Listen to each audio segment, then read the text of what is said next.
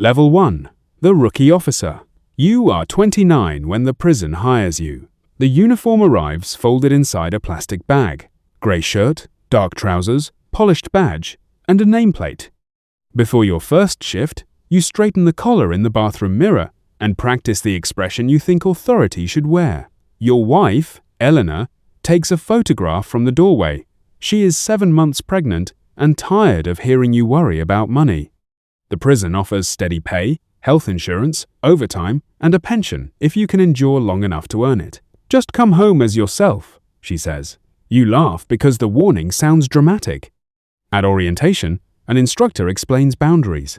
No gifts, no favors, no personal information. Every friendly conversation can become leverage. The rules are simple on a projector. On the housing unit, nothing is simple. Doors slam hard enough to vibrate through your chest. Men shout from behind steel. Radios crackle. Officers speak in abbreviations you pretend to understand. Your training officer, Mercer, walks quickly and never appears surprised. Do not try to be liked, he tells you. Be predictable. During count, an inmate named Bell asks what time you finish. You ignore him. Another compliments your wedding ring. A third already knows Elena's first name because it was visible for 3 seconds on your social media profile. You remove the profile that night. For the first month, fear keeps you honest. You check every door twice and document every mistake. Then your son, Matteo, is born. You tape his hospital photograph inside your locker. He is wrapped in a blue blanket, one fist pressed against his cheek. Every 12-hour shift is now measured against the hours you are missing at home. The prison still feels dangerous. What you do not understand yet is that danger rarely announces itself as danger. Sometimes it begins as a cup of coffee left on your desk. Level 2. The Flexible Officer. 6 months pass, and the uniform starts fitting differently. You know which doors stick, how to quiet a day room, and which prisoners smile immediately before trouble. Mercer begins trusting you to run the unit while he handles paperwork. He also teaches you the unofficial version of the job. Small violations are everywhere. An extra blanket, food carried from the chow hall. If you enforce every rule, the unit becomes impossible. If you enforce none, you lose control. Choose what matters, Mercer says. At first, flexibility makes you better. You stop writing reports for harmless mistakes. Prisoners respond because your decisions feel human instead of mechanical. Then Bell asks for 5 extra minutes on the phone. His mother is in the hospital. The schedule says no. The next group is waiting. You give him the time. 2 days later, a sealed pack of expensive coffee appears inside your locker. No note. You know where it came from. You should report it. Instead, you carry it home. Elena pours a cup while Matteo sleeps against her shoulder. The baby has been sick twice that month. Bills cover the kitchen table. She asks where the coffee came from. Someone at work. The lie is tiny enough to step over. A week later, Bell does not request anything. He only nods when you pass. That silence feels like proof that the favor meant nothing. Then, another inmate asks to change cleaning assignments. You approve it without checking why the men were separated.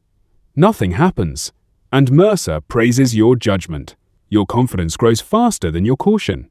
At home, Eleanor says you seem harder to reach. You blame overtime. When Matteo wakes crying at 2 a.m, you stand beside the crib and hear phantom keys rattling at your waist. You begin dividing yourself into 2 people, the officer who controls a unit and the husband who leaves the uniform near the door. The division feels useful. It also creates a space where excuses can live. Level 3. The Compromised Guard. The first envelope appears during your 2nd year. It is tucked beneath the windshield wiper of your car after a night shift. Inside are $800 and a photograph of Matteo in a shopping cart beside Elena. On the back, someone has written, "For helping Bell." Your hands go numb. Bell denies knowing anything. He seems almost offended when you confront him in a camera blind spot, which frightens you more than a confession would. He says people outside appreciate officers who treat families fairly. You report none of it. Reporting means explaining the coffee, the altered assignment, and the confrontation.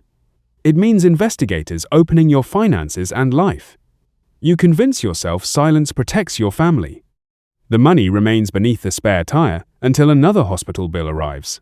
You spend $200.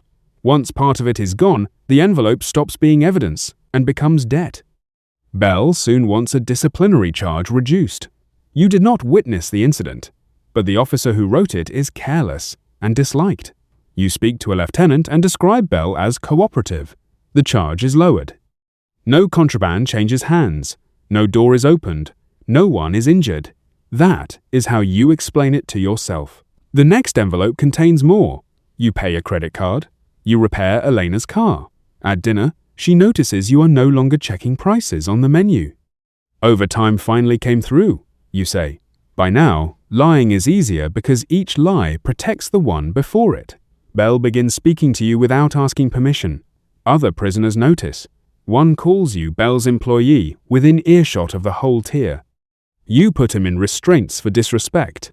The force is technically justified. The anger is not. That evening, Matteo takes his first steps across the living room. Elena records it, laughing, as he falls into your arms.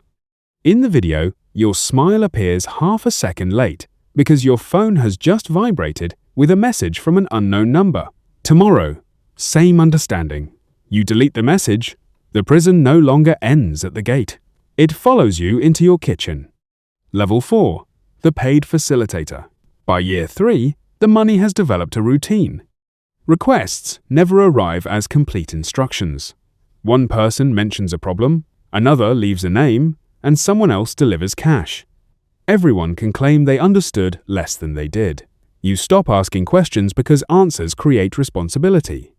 Your role remains administrative on the surface. A work assignment changes. A search happens later than planned. A prisoner receives advance warning of an inspection. Nothing about your actions appears dramatic when viewed alone. Together, they form a system. You buy a second-hand pickup and invent a story about favorable financing. Elena wants to celebrate. You spend the evening wondering who at work has seen it. Mercer notices first. He leans against your desk after count and asks how much overtime you have been working. The question sounds casual, but his eyes move toward the new watch on your wrist. You stop wearing it. Paranoia changes the way you see people. Honest officers look like investigators. Friendly prisoners look like witnesses. Every camera becomes a memory that may be reviewed later. Bell introduces you to Rivas, an inmate with influence beyond the housing unit. Rivas never threatens you. He speaks politely, asks about Matteo's age, and remembers the answer weeks later. The next request is different. A younger prisoner owes money and has asked staff for protection. Rivas wants him returned to the same unit after medical observation. You know what that means. You refuse. That night, Elena receives a bouquet with no card. Matteo's name is written correctly on the delivery label. The following morning, you alter the housing recommendation. The young prisoner returns. Hours later, officers respond to an assault in the showers. He survives with permanent damage to one eye. You do not see the attack. You see him afterward, sitting beneath fluorescent lights with blood soaking a towel pressed to his face. When he looks at you, you cannot tell whether he knows. For the first time, the money feels heavy in your hand. You take it anyway. Level 5. The protected officer. 4 years into the job, corruption begins rewarding you professionally. Your unit records fewer incidents because problems are handled before reports are written. Supervisors call you calm. New officers ask how you maintain control. You tell them, consistency. The department promotes you to acting sergeant. Now you assign posts, review reports, approve searches, and influence which complaints move upward. The authority you wanted on your first day has arrived, but it belongs partly to Rivas. Bell is transferred. The arrangement continues without him. You learn which officers need money, crave approval, or already break smaller rules. A missed search becomes a shared secret. Soon, 3 officers change their behavior when you enter. You call it managing. The network calls it protection. One night, Officer Jenkins finds something during a search that should trigger an investigation. He brings it to you first. At 23, he still believes senior officers will tell him what is right. You close the office door. You explain that documenting the discovery could expose a larger operation under review. You tell him to return to his post and keep quiet. There is no larger operation. Jenkins hesitates, then obeys. Watching him leave feels worse than taking your first envelope. You recognize the expression on his face because you wore it during orientation. Trust mixed with uncertainty. At home, Matteo is 4 and obsessed with your badge. He wears a plastic police hat around the apartment and tells strangers his father catches bad guys. Elena watches you when he says it. She has found cash hidden inside an old toolbox. You claim it belongs to an officer savings pool. The explanation makes no sense, and both of you know it. That night, she asks the question you have been avoiding. Are we safe because of your job, or in danger because of it? You tell her she is imagining things. She stops arguing. A marriage rarely breaks at the first lie. It breaks when one person realizes truth is no longer available. Level 6. The internal enforcer. Power changes the requests. Rivas no longer asks for exceptions. He asks you to solve people. A prisoner has spoken to investigators. An officer is considering a transfer. Jenkins has begun keeping private notes about unusual orders. Each person is becoming a risk. You use schedules instead of threats. Jenkins receives undesirable posts, denied leave, and complaints that look procedural until he begins doubting himself. When he confronts you in the staff parking lot, his voice shakes with anger. You told me to bury that report. You glance toward the security cameras and ask whether he is making an accusation. He understands. 2 weeks later, Jenkins resigns. You imagine him explaining why a career ended after 18 months. Corruption uses decent people as building material. Inside the prison, an inmate named Carter requests protective custody and offers names. Rivas wants to know what Carter has said. You cannot access the interview itself, but you can see movement records and meeting times. You confirm enough for Rivas to understand the danger. Carter is attacked during transport between secure areas. The assault lasts less than a minute. Cameras show you arriving after the worst is over, but not the decision that made it possible. Carter dies 2 days later. The department launches an internal review. Investigators interview staff. You sit beneath bright lights and describe procedures in a calm voice. Years of writing reports have taught you how official language removes people from events. An investigator asks whether you had any prior concerns about Carter's safety. No documented concerns, you answer. The sentence is accurate in the narrowest possible way. At home, Eleanor has packed 2 suitcases. She takes Matteo to her sister's house and leaves your uniform hanging alone in the laundry room. Before walking out, she places the photograph from your first shift on the table. You are smiling in a new uniform, one hand resting on her pregnant stomach. On the back, she has written the words she said that morning. Come home as yourself. You no longer know where that person went. Level 7. The investigated supervisor. The investigation begins with money. A payroll auditor notices your spending exceeds your income. Then Internal Affairs connects calls from contraband phones to locations near your home. You are not told immediately. Instead, the world becomes subtly wrong. A lieutenant stops speaking when you enter. Your database access fails. 2 unfamiliar employees pretend not to watch you. Rivas senses it too. He tells you through an intermediary that records must disappear and people must remain loyal. The message contains no sympathy. After years of protecting the network, you discover you were never a partner. You were an opening in a fence. Panic makes you reckless. You delete messages, move cash, and confront an officer who may be cooperating. Each action creates more evidence, not less. Elena refuses your calls. Matteo leaves a voice message asking whether you will attend his kindergarten assembly. You replay it in your truck outside the prison while investigators photograph you from another vehicle. The search warrant is executed on a Thursday morning.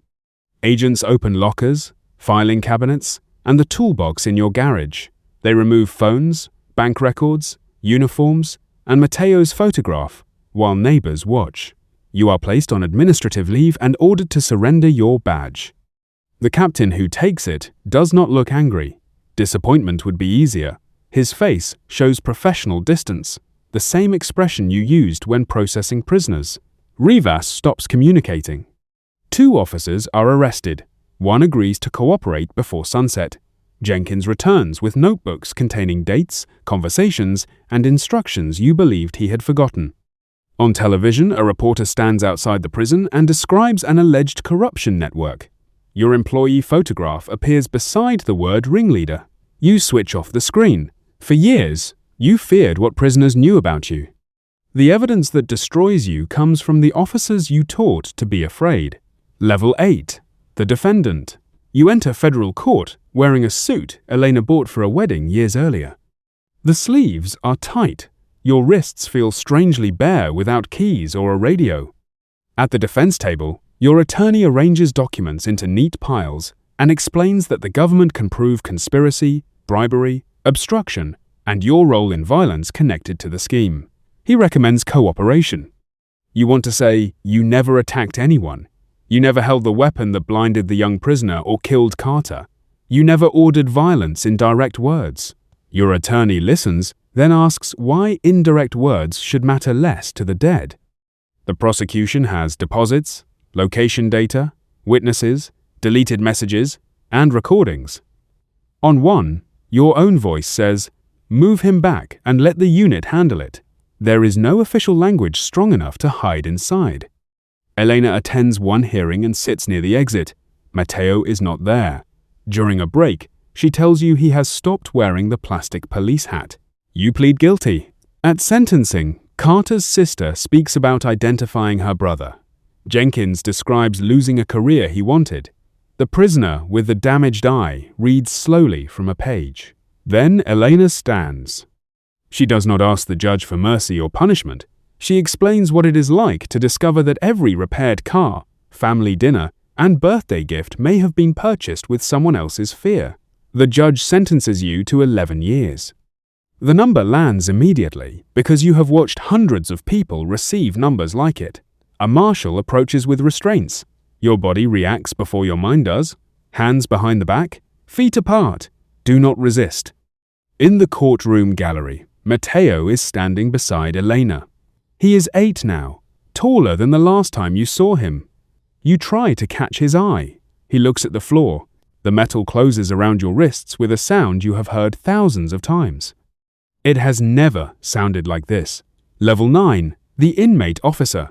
Protective custody is not protection from memory. Because you were a correctional officer, you are kept from general population.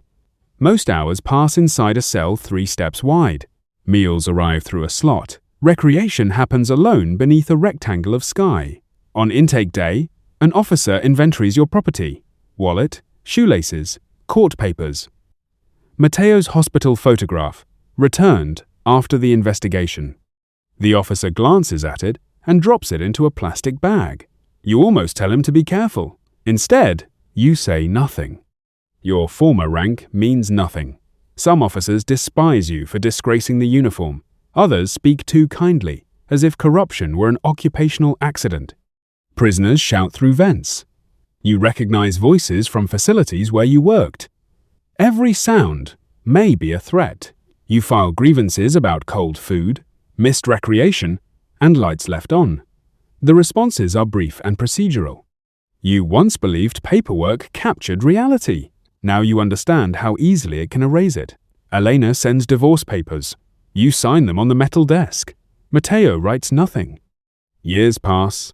Your hair thins. The pension disappears. The truck is sold, and what remains of your former life fits beneath the bunk. One afternoon, a rookie stops outside your cell. His uniform is stiff, his boots clean, and uncertainty hides behind a serious expression. An older officer tells him to keep moving. Before he does, the rookie notices Mateo's photograph taped near the desk. "Your son?" he asks. You nod. You consider warning him that corruption rarely begins with a bag of money. It begins when gratitude feels harmless, secrecy feels easier than embarrassment, and the first lie seems too small to destroy a life. But advice from a convicted guard sounds like manipulation. So you give him the only rule that still matters. Never take anything you have to hide. The rookie studies you, then walks away as keys strike softly against his belt. That evening, Matteo's first letter in 6 years arrives. He says he is in high school. Elena is well. He does not forgive you.